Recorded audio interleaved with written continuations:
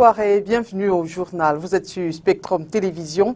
À la une de l'actualité de ce mardi 29 décembre 2020, poursuivre sans relâche la mise en œuvre des actions destinées à optimiser les missions des formations, notamment la certification des formations par l'ONU et la recherche à travers un soutien plus accru à la formation, en vue d'accroître le rayonnement international et la crédibilité de l'EIFORS. Telles sont les missions assignées au directeur général de cette école. La 17e session ordinaire de son conseil d'administration a eu lieu ce jour à Yaoundé. Sport, championnat d'Afrique des Nations Cameroun 2021. Les premières délégations sont déjà au Cameroun à 18 jours du kick-off de la compétition. L'équipe ougandaise est déjà présente, pendant que Tara, la mascotte du CHAN, a fait le tour des 4 arrondissements de la ville de Douala. Question de se rapprocher du grand public du CHAN. Le Cameroun et la CAF, quant à eux, ont décidé du taux de remplissage des stades pour cette compétition. Mesdames et messieurs, une fois de plus, bonsoir et bienvenue au journal. L'École internationale des forces de sécurité a tenu ce jour à Yaoundé son conseil d'administration consacré à l'examen et à l'adoption du projet de performance administrative 2021. C'est le ministre délégué à la présidence en charge de la Défense, Joseph Beti Assomo, par ailleurs président du conseil d'administration, qui a présidé les 10 travaux.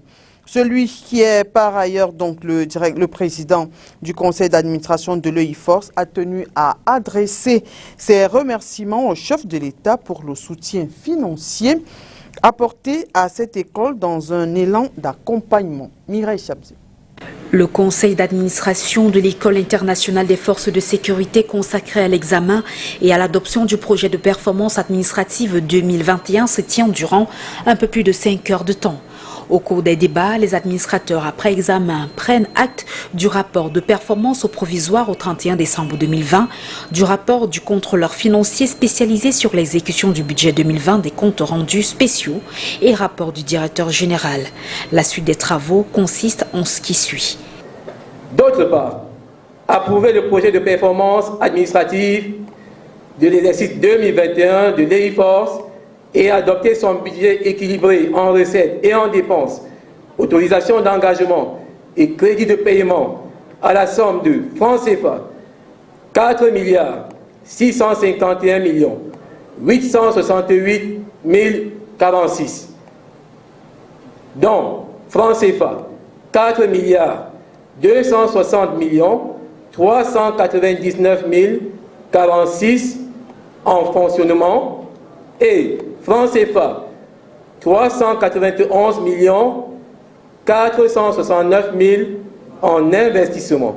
Après avoir félicité le général de brigade Bitoté André, directeur général de l'EIFORS, pour la qualité et la clarté des documents présentés, le conseil d'administration conduit par le ministre délégué à la présidence de la République en charge de la Défense, Joseph Beti Assomo, l'exhorte à poursuivre sans relâche la mise en œuvre des actions destinées à optimiser l'exécution des missions de formation, notamment la certification des formations par l'ONU et de recherche à travers un soutien plus accru à la formation en vue d'accroître le rayonnement de cette institution internationale.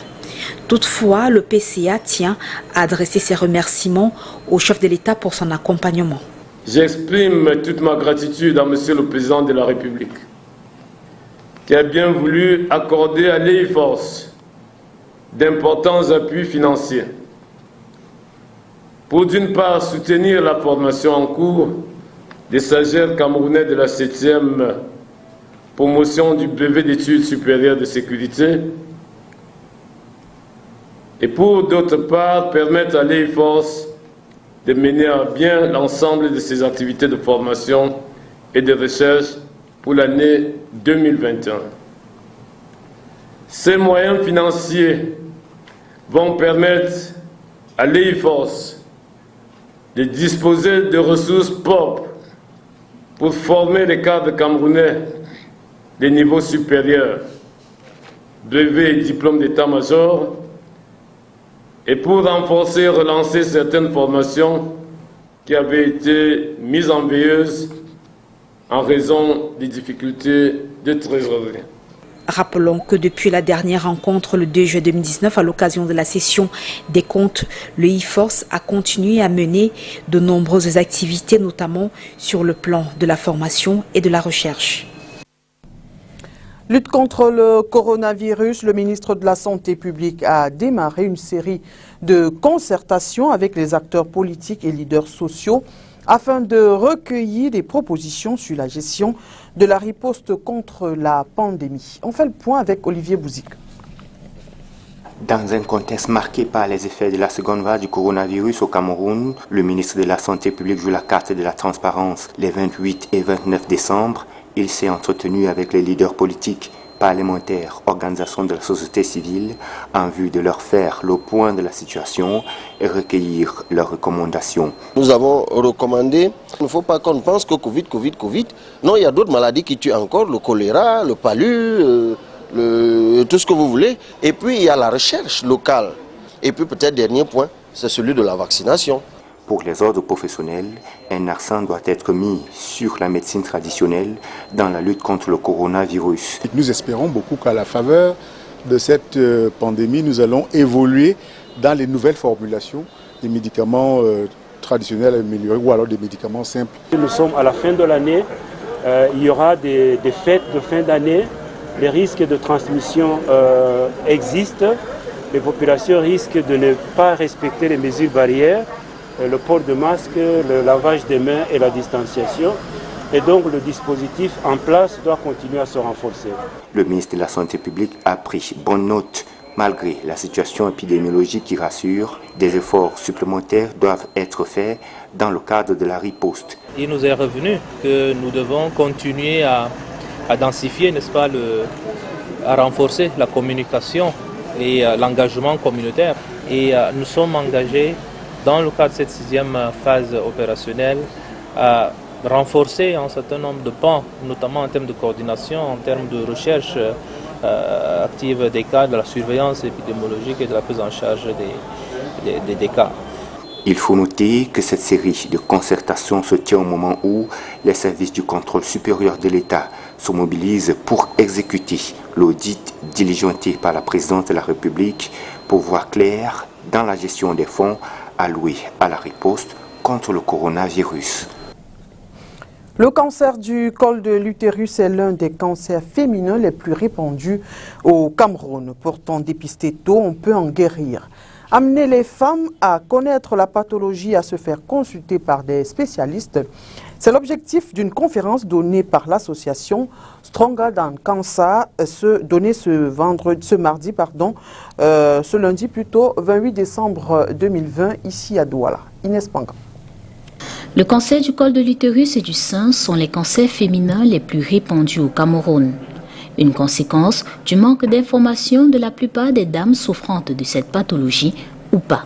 En effet, des spécialistes révèlent que les femmes se présentent malheureusement à l'hôpital quand la maladie est en phase terminale après avoir perdu du temps et de l'argent chez les guérisseurs traditionnels, les charlatans et dans les centres de santé de quartier. Changer la donne, c'est l'objectif de cette association qui donne une conférence sur la thématique du cancer du col de l'utérus ce 29 décembre 2020 à Douala. Donc après avoir parlé du cancer du poumon, après avoir parlé du cancer de la prostate, qui était un cancer masculin essentiellement, on a voulu se diriger vers un cancer féminin. Alors l'année prochaine, on va probablement réunir les deux. Et c'était important parce que c'est un cancer pour lequel malheureusement nos femmes camerounaises sont touchées, alors qu'il y a des choses à faire qui peuvent passer tout simplement par l'information. Il faut le savoir, dépisté tôt, il est possible de guérir du cancer du col de l'utérus. Une pathologie qui n'a pas de signes spécifiques pouvant le révéler, il peut parfois s'agir de saignement.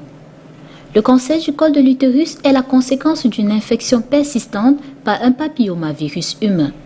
La contamination s'effectue essentiellement lors des rapports sexuels non protégés. Homologation des produits phytosanitaires au Cameroun, la commission en charge s'est réunie ce mardi à Yaoundé à l'occasion de sa 30e session pour évaluer l'utilisation des dits produits dans les secteurs agricoles, aussi retenir ou sanctionner ceux qui ne respectent pas les normes. Au terme de ces travaux, certains produits phytosanitaires pourraient tout simplement se voir retirés du marché. Mireille Savia. L'homologation est le processus scientifique au terme duquel l'autorité compétente approuve l'importation, la distribution et l'utilisation d'un produit phytosanitaire après examen rigoureux des données scientifiques complètes montrant que le produit est efficace pour les usagers prévus et ne présente pas de risque pour la santé humaine, animale et pour l'environnement dans les conditions d'emploi recommandées. Il faut dire que depuis 1996, le Cameroun, à travers le ministère de l'Agriculture, a homologué 1359 produits phytosanitaires utilisables dans le secteur de l'agriculture. Dans le même temps, 65 appareils de traitement sont certifiés à ce jour. C'est du moins ce qu'indique la commission d'homologation des produits phytosanitaires et de certification des appareils de traitement. Aujourd'hui, s'il faut faire un bilan, moi je vais dire que c'est un secteur qui se porte plutôt relativement bien et que vous pouvez le ressentir au niveau de l'accroissement annuel des productions parce que de plus en plus on utilise les pesticides de manière raisonnée. Et je dois vous dire aussi que c'est pas seulement l'homologation des pesticides qui est importante, mais c'est toute la batterie de mesures de suivi, n'est-ce pas, de l'utilisation de ces pesticides qui est importante. Au cours de cette 31e session, les experts délibèrent sur 75 dossiers, dont 43 dossiers pour l'homologation des pesticides agricoles, 19 dossiers de renouvellement d'homologation, 7 dossiers maintenus en étude lors de la précédente session, un dossier de changement d'origine, un dossier de transfert d'homologation et 4 dossiers de certification des appareils de traitement. All these pesticides that we're using, they're going to do proper selection. Des pesticides utilisés, il sera question de faire des sélections pour voir celles qui sont néfastes ou non pour l'environnement et pour nous autres. Parce qu'au finish, le consommateur final des produits agricoles, c'est nous. Car en utilisant des pesticides toxiques, il y a des résidus qui restent sur les plantes et c'est un risque pour le consommateur. C'est ce qui explique le taux élevé de risque de cancer dans la zone tropicale. Les produits phytosanitaires retenus par la Commission vont se trouver sur le marché national et sous-régional et participent à booster la production agricole en vue de préserver la sécurité alimentaire. Par ailleurs, il faut rappeler que plusieurs pesticides par le passé ont vu leur demande d'homologation rejetée et certaines retirées du marché par la dite Commission en raison de leur toxicité sur l'environnement et des risques potentiels élevés sur la santé humaine et animale et l'environnement. Des activités de l'initiative Survival Cameroun Survie Cameroun reportées au 15 janvier 2021 au plus tard. L'annonce est du président du comité de gestion Christian Penda Ekoka qui dans un communiqué rendu public ce jour note que la sélection du cabinet d'audit s'est faite avec un léger décalage par rapport aux prévisions. Toutefois, celui-ci a déjà commencé ses travaux. Il faut rappeler que celui-ci vient examiner la fiabilité des informations et des procédures des plateformes de collecte jusqu'au transfert des fonds sur le sous-compte bancaire de SCSI au MRC. Également l'utilisation des fonds collectés pour les besoins de l'initiative SCSI. 7 membres du gouvernement à EDEA, c'est dans la Sanaga maritime, c'est dans le cadre de l'accélération des procédures pendantes en vue du démarrage effectif de la Société camerounaise d'industrie et d'exploitation du bois. Compte rendu, Léla Renganz. Cette descente sur le terrain trouve ses fondements en la réunion interministérielle présidée le 18 novembre 2020 par le Premier ministre chef du gouvernement et ayant pour objet les préoccupations liées à la reprise du site de l'Est-Lucam à EDEA par la Société camerounaise d'industrie et d'exploitation du bois. Conformément aux instructions de Joseph Djangouté, ce 28 décembre s'est rendu sur le site du projet une délégation constituée de 7 membres du gouvernement, dont le ministre Gabriel Ndodo-Doké des Mines, son secrétaire d'État, le ministre des Transports, celui des Forêts et Faunes, le MINFOP Issa Tiroma Bakari, le MINDEL Yaoba Abdoulaye et le ministre délégué au MINFI. Ceci dans l'optique d'accélérer les procédures pendantes en vue d'un démarrage effectif de la SCIEB, Société Anonyme. On apprendra ainsi que le dit projet est structuré en 3 phases et s'étendra jusqu'en 2030 pour un coût total d'investissement projeté à plus de 66 milliards de francs CFA. Société anonyme de droit camerounais, la SCIEB propose au gouvernement camerounais la mise en place d'un complexe intégré de production et de transformation du bois à Edea et dont la production sera majoritairement destinée au marché international, 85% et local, 15%, ceci pour un volume de 52 000 mètres cubes de grumes par an.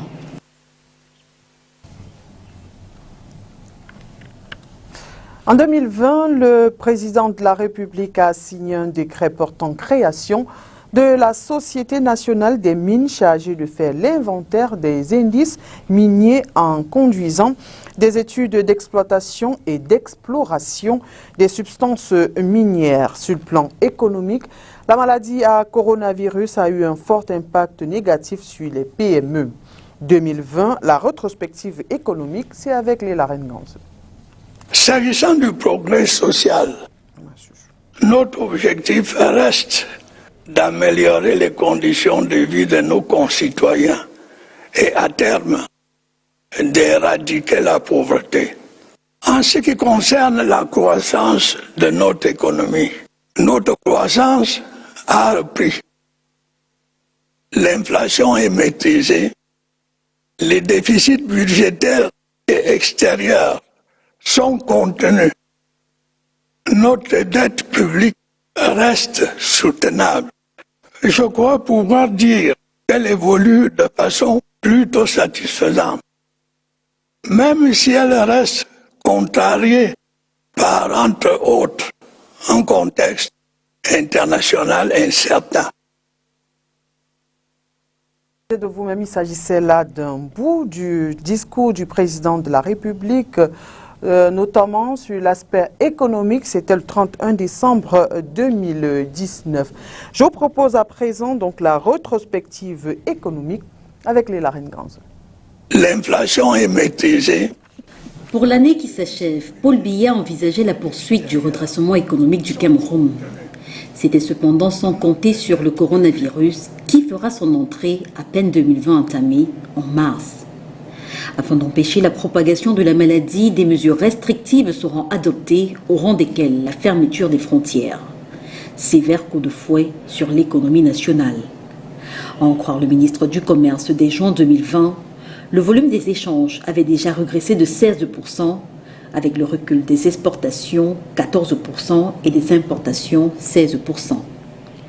Sur le plan de l'employabilité, une étude du groupement interpatronal du Cameroun apprend que près de 53 346 salariés permanents ont été mis au chômage technique et 13 834 autres licenciés du fait de la crise sanitaire. Pour accompagner les PME dont 96% au moins ont ressenti l'impact négatif du coronavirus, une ligne de crédit entre la Société Générale et la Banque Européenne d'Investissement sera octroyée sous le couvert d'une convention. La Société Générale ouvrira une ligne de crédit de 25 milliards de francs CFA et la BGFI une ligne de crédit de 10 milliards de francs CFA pour les PME camerounaises.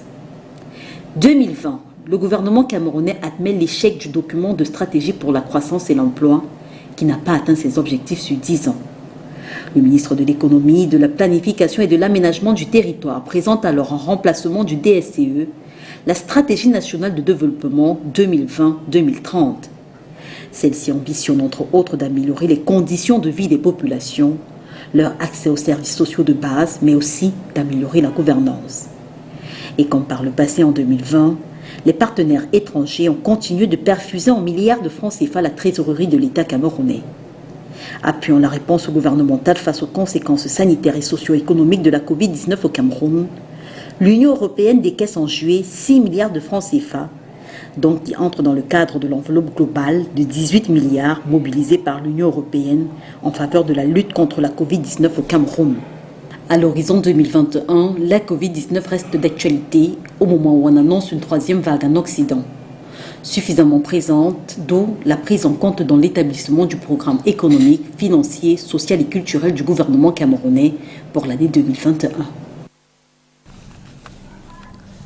Les établissements Avenir Voyage Salle suspendus à titre conservatoire pour une durée d'1 mois pour violation grave de la réglementation en vigueur et en manifestement conduit à l'accident de circulation survenu dans la nuit du samedi 26 au dimanche 27 décembre 2020 sur l'axe Yaoundé-Bafia au lieu dit Pont de Nomalé, arrondissement de Ndikinimiki.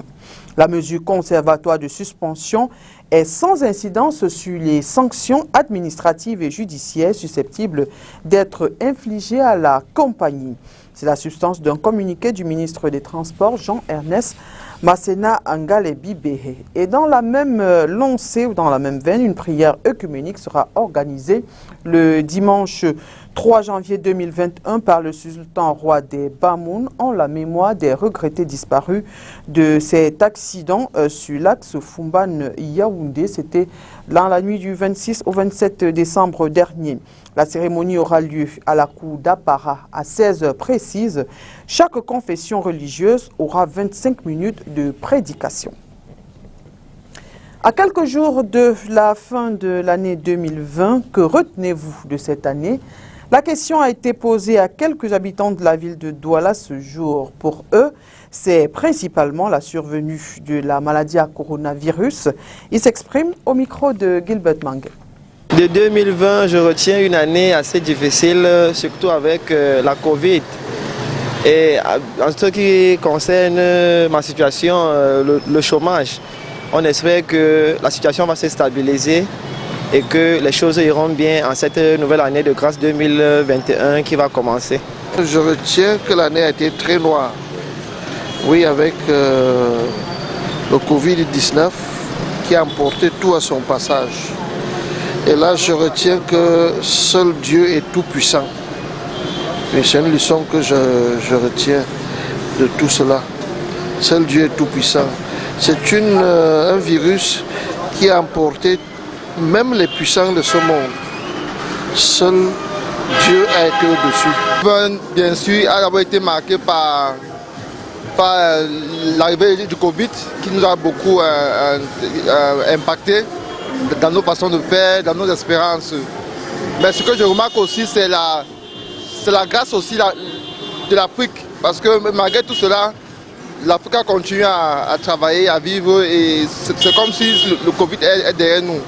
Donc je remarque qu'en même temps, il y a eu une grande peur, en même temps, il y a eu un bon rebondissement. L'année 2020, elle me fait comprendre que la vie est vraiment courte et qu'on devrait la profiter au max avec le coronavirus que nous on a eu à vivre. Disons que c'est un moment de partage qu'on doit vraiment être en harmonie avec tout le monde en fait. C'était une année très difficile pour le Cameroun à cause de Covid-19. Et par rapport à la politique, nous voyons que Maurice Kamto est passé à côté des politiques camerounaises. Puisque refuser d'aller dans une élection, c'est rater sa politique. L'information à l'international, c'est dans le Round-up Afrique avec VOA. L'ancien président du Burundi, Pierre Buyoya, décédé le 18 décembre à Paris du Covid-19 à l'âge de 71 ans, a été enterré mardi à Bamako, loin de son pays natal qu'il avait condamné en octobre par contumace à la perpétuité. M. Buyoya, qui résidait depuis 8 ans à Bamako, était le haut représentant de l'Union africaine pour le Mali et le Sahel depuis 2012. Quelques centaines de personnes ont manifesté mardi dans les villes soudanaises d'Omdurman et Khartoum pour protester contre la mort sous la torture d'un civil qui aurait été enlevé par un puissant groupe paramilitaire, a constaté un journaliste de l'AFP. Des éco-gardes ont empêché mardi, pour le 6e jour consécutif, le personnel du parc national de Kaouzi-Biega d'accéder à cette réserve naturelle classée au patrimoine de l'UNESCO dans l'est de la République démocratique du Congo pour protester contre des salaires impayés, a-t-on appris de sources concordantes. Un tribunal égyptien a condamné mardi à 3 ans de prison un ancien étudiant pour harcèlement sexuel envers 2 jeunes femmes, une affaire qui avait déclenché une vague d'indignation sur les réseaux sociaux avec le hashtag du mouvement MeToo. Sport, football, championnat d'Afrique des Nations Cameroun 2021, les premières équipes déjà sur le terrain. Les grues de l'Ouganda ont foulé le sol camerounais ce jour. Nous sommes à 18 jours du début du CHAN 2021. Le Cameroun et la Confédération africaine de football ont décidé du taux de remplissage du stade. Ce sera 25% au premier tour et 50% au deuxième tour. La mascotte du CHAN 2021 communie avec les populations de Douala ce 29 décembre 2020. Tara a fait le tour des arrondissements de Douala 1er, 4e, 5e et 3e pour rapprocher le grand public du CHAN qui se tiendra du 16 janvier au 7 février 2021 au Cameroun. Inès Pangan. Tara est dans la ville de Douala. Les populations des arrondissements de Douala 1er, 3e, 4e et 5e ont communié avec la mascotte du championnat d'Afrique des Nations 2021 ce 29 décembre 2020.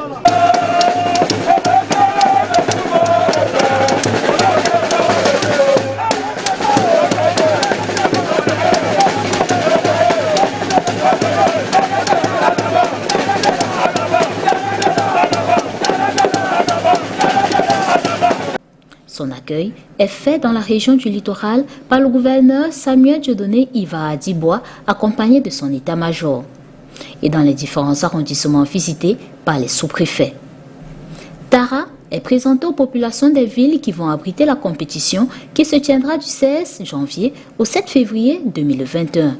Le but premier, rapprocher le grand public du CHAN 2021 et ainsi sensibiliser la population de ces villes à réserver un accueil chaleureux aux ressortissants des 16 nations qualifiées à cette phase finale du CHAN 2021. Que la population puisse sentir que le CHAN n'est plus une fiction, c'est une réalité et Tara est avec nous. Félicitations Tara. Après Douala et Yaoundé, Tara termine sa tournée ce 30 décembre 2020 par les villes de Limbé et Bouya dans la région du Sud-Ouest. Et c'est la fin de ce journal, mesdames et messieurs. Merci d'avoir été des nôtres. Bonne suite des programmes sur Spectrum Télévision.